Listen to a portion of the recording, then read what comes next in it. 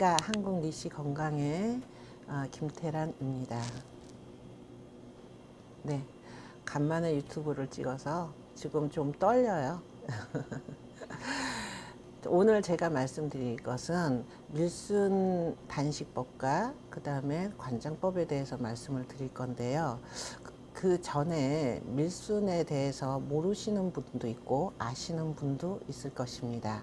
밀순이 우리 몸에 좋다는 건 어렴풋이 알겠지만 무엇에 좋은지는 잘 모르실 경우가 많아요. 시골에서 사신 분들은 좀 어느 정도 접하지만 도시에서 사신 분들은 밀에 대한 접함이 좀 부족했을 거라고 봅니다. 자, 이게 밀순은 어디에 좋을까요? 그 효능에 대해서 말씀드릴 건데, 그 밀순은요, 우리가 밀가루, 우리가 얘기하는 밀가루, 그것을 이제 싹으로 나고 결국은 키워서 그렇게 만든 게 밀가루입니다.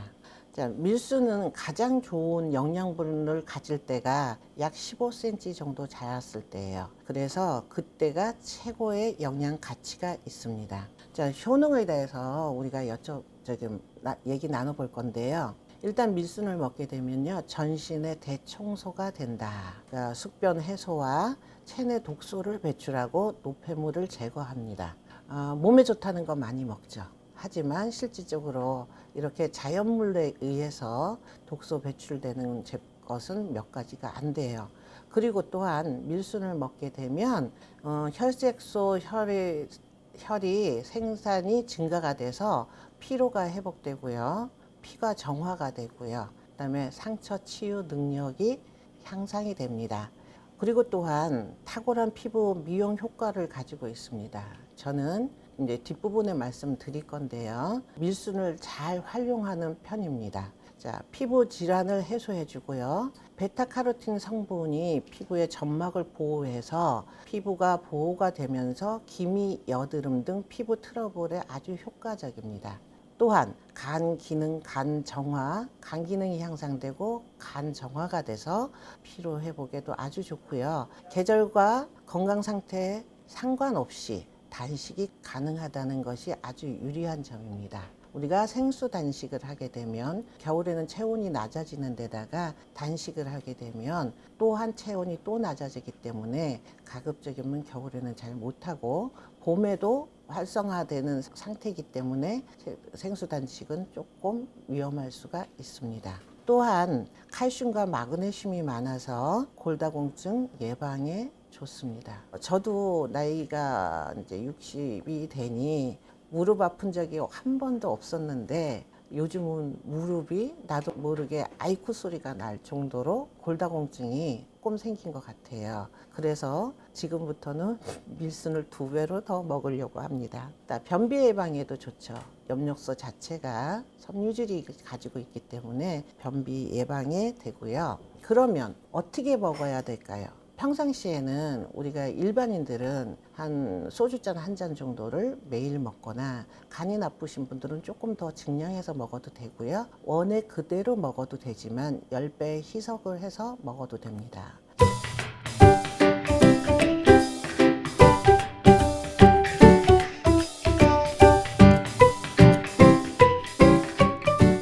밀순 단식을 할 때는요, 어떤 문제점이 있냐면 장이 막혀 있는 분들은 풀 냄새를 느낀다든가 그 다음에 구토감을 느낀다든가 이런 경우가 있어요. 이럴 때는 장을 먼저 다스려 놓고 단식에 들어가는 게 가장 좋은 방법이고요. 일단 밀순 생즙 단식의 방법을 일단 먼저 말씀드리겠습니다. 준비할 것이 있죠. 자, 우리가 그동안 많이 이것저것을 먹었어요. 그러다 보니까 장내 세균층도 안 좋은 균이 있고요. 또 기생충도 있고요. 그러다 보니까 단식을 하기 전에는 구충제를 섭취하는 게 좋습니다. 옛날에는 시작하기 전에 한번 먹고 끝나고 한번 먹고 이렇게 했지만 지금은 한 알에 다 박멸되는 구충제도 있으니까 구충제를 먼저 구비를 하시고요. 그 다음에 약국에 가시면 마금일 정제가 있어요. 마금일 정제는 배설을 할 때 도움이 되기 때문에 그 마금일이 꼭 필요하고요. 그 다음에 또 제일 중요한 메인 밀순 생즙이 있어야 되겠죠. 우리가 밀순즙을 섭취를 할 때 마그미를 같이 먹어버리면 밀순즙의 영양소나 이런 것들이 같이 쓸려 나갈 수가 있어요. 그런데 밀순즙을 먹고 나서 15분 정도면 장내 흡수가 다 되거든요. 그래서 밀순즙 먹고 나서 그 다음에 마그밀은 한 30분 띄었다가 드시는 게 가장 효과적이고요. 단식을 이제 시작을 해서 준비물을 했어요. 그 다음에 어제까지는 엄청 내일부터 단식해야지 하고 엄청 먹는 경우가 있어요. 치킨에 고기에 앞으로 내가 못 먹을 거다 하고 많이 드시는 분이 있는데 그러면 위가 늘어나요. 위가 늘어나기 때문에 단식을 할 때는 더 힘들어지거든요. 그래서 정감식이 필요한데요. 서서히 식사의 양을 줄여나가는 방법이에요. 한 3일에 걸쳐서요. 밀순즙과 일반 식사를 겸용을 하는데요. 첫날은 70%의 일반 식사와 그 다음에 밀순즙을 30% 이렇게 가감을 하시면 되고요. 그 다음 날은 70%를 밀순즙으로 그 다음에 30%는 일반 식사로 이렇게 해서 양을 서서히 줄여 나가야 위가 차츰 작아지는 효과도 있고요. 또 하나 대장에도 많은 양이 들어가게 되면 나중에 변비가 올 수도 있어요. 갑자기 단식을 하게 되면 변비가 올 수가 있기 때문에 서서히 줄여나가는 방법이 정감식입니다. 자, 3일을 그렇게 정감식을 하고 나서 그 다음에 본 단식에 들어가는데 본 단식은요 보통 홀수로 진행을 해요. 3일, 5일, 7일, 9일, 11일. 11일까지 하는 건 완전 전문가 단식이고요. 보통은 3일. 만약에 내가 직장을 다닌다 그러면 수, 목, 금 이렇게 해서 정감식을 하고 그 다음에 토요일, 일요일, 월요일 단식을 하고 그 다음에 회복식으로 들어가면 됩니다. 자기 여건에 따라서 날짜를 잡으시면 되고요. 그리고 완전히 우리가 완전 단식을 한다고 할 때 밀순즙만 하고는 어렵다 라고 했을 때는 수박즙이라든가 그다음에 야채즙이라든가 이런 걸 좀 섞어 주시면 에너지 딸릴 일이 없습니다. 본 단식을 했어요. 그 다음에는 이제부터 단식이 끝났으니까 이제 맛있는 거 먹어야지. 간혹 그런 분들이 있어요. 유튜브에서 먹방 보시다가 갑자기 식욕이 폭발해서 끝나고 보자 해서 결국은 끝나자마자 바로 고깃집으로 달려간다든가 뷔페로 달려간다든가 소스를 놓고 먹는다든가 이런 경우가 많이 있습니다. 그렇게 됐을 때는 내 몸은 아기 상태하고 똑같이 됐어요. 아기 상태로 똑같이 돼 있는 위와 장이 갑자기 음식이 들어오면 큰 충격을 받아요. 그게 단식 후유증인데 사람들이 단식 후유증에 대해서 잘 모르시는 것 같아요. 단식을 하고 바로 음식을 먹었을 때는 폭식으로 이어질 가능성이 높고요. 폭식을 하게 되면 혈류가 갑자기 위에 가서 일을 해야 되기 때문에 졸음이 오게 됩니다. 그게 장기적으로 반복하게 되면 무력한 상태가 돼요.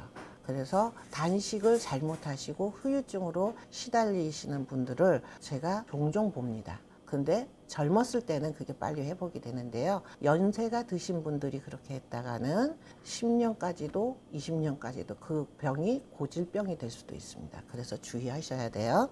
단식이 끝났으면 폭식을 갑자기 하지 말고 서서히 증감식으로 가야 되겠죠. 첫날은 죽을 미음을 그 다음에 이제 3일 정도 한 경우에는 괜찮아요. 그런데 7일, 10일 한 경우에는 그만큼 보식이 중요하므로 서서히 유동식에서 고형분으로 날짜를 쪼개가면서 하셔야 돼요. 단식을 할 때 가장 효과적으로 할 수 있는 방법은 그냥 가만히 먹기만 하고 있는 게 아니고 운동법을 같이 병행하는 게 좋습니다. 요법이 따로 있어요. 자, 첫 번째, 내가 녹즙이나 밀순즙을 먹었을 때 내 몸에서 막 활성화시킬 때 독소 부분이 나와요. 그거를 뽑아낼 수 있는 아주 효과적인 방법이 풍욕 방법입니다. 풍욕은요, 피부가 숨을 쉬게끔 해서 피부를 통해서 독소가 나갈 수 있게 하는 방법이에요. 풍욕법은 인터넷이나 이곳에 찾으시면 다 나옵니다. 시간별 따라서 하는 방법이 있기 때문에 꼭 그냥 하시지 말고 음원을 찾아서 하시고요. 만약에 음원이 없다 그러면 저한테 연락해 주세요. 그러면 제가 음원을 드리겠습니다.